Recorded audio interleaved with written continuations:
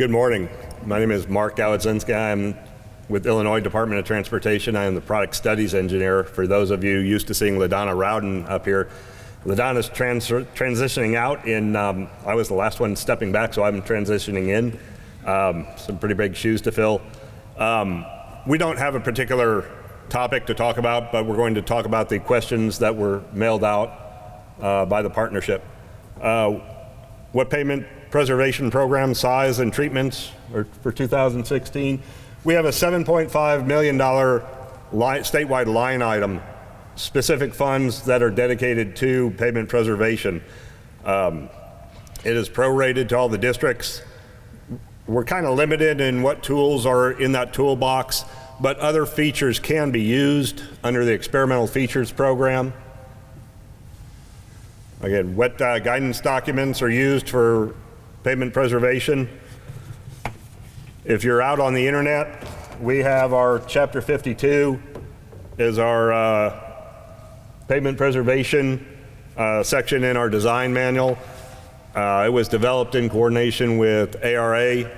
It defines the definitional levels of pavement preservation based on FHWA memorandum. Again, it gives a summary of specific treatments. It is out there on the internet for everyone.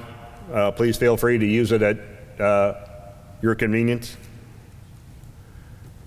What is the highest ADT for each preservation treatment? Again, if you can look at the color-coded graphs, this is all in the preservation manual. We break it down to below 5,000, 5,000 to 10,000 ADT, and above 10,000. What pavement preservation treatments have greatest success?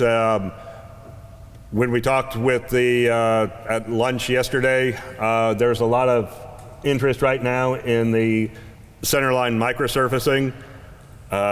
Again, the biggest problem is that longitudinal joint for HMA overlays. It's less expensive than an HMA inlay, and the districts have talked about good performance on it. For those of you that have driven over on I-70, that have crossed over the east side of the state, you'll see it predominantly there. We also have it several other locations. Our District 8 office in Collinsville is looking at using the treatments. We did some here recently south of Springfield. Another area is Cape Seals. Again, it helps to slow down the reflective cracking, seals the underlying surf distresses. What treatments have been problematic? Kind of like anything, you can have a great contractor, a great material, and a bad procedure. You can have a great material, a great procedure, and a bad contractor. So pretty much any project could be problematic if the proper amount of training and coordination isn't applied to that particular contract. We still have to overcome the emphasis of worst first. We have programmers, some programmers are seeing the light. We have some districts that are fully embracing pavement preservation.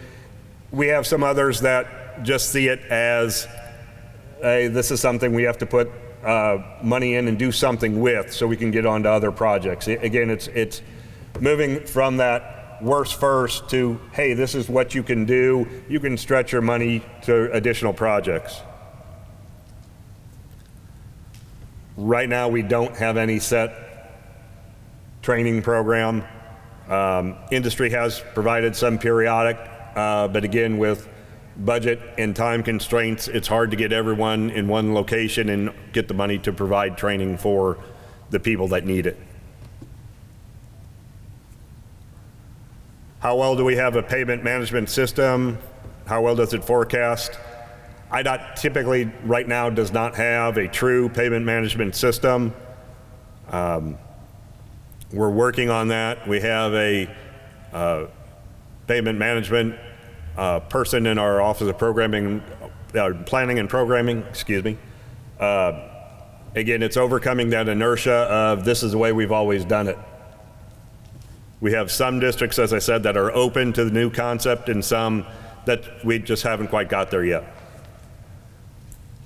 What do we use as a pavement condition measures? IDOT uses a condition rating survey, a CRS value, on a scale of 1 to 9.